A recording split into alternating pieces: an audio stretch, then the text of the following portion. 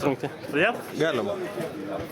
Sunkios rungtynės, oras iš tikro. Žiauriai gerą vartininką turi, manau, būtume per pirmas rungtynės išsprendė iš tikro viską. Nugalėjom 1-0. Rezultatas ir žaidimas iš principo tenkinamas. Džiaugiamės, kad išėjom į sekantį etapą ir tikimės iškovoti 9 vietą.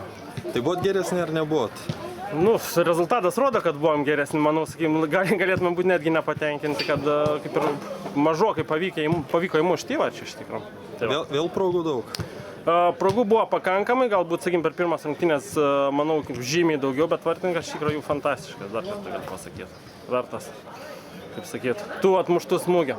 Tai kas pavyko šiandien? Taktika, kurią pasirinkot? Kiti dalykai?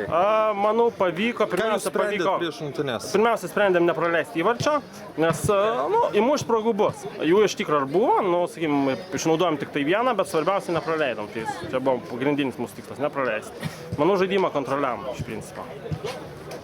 Ačiū.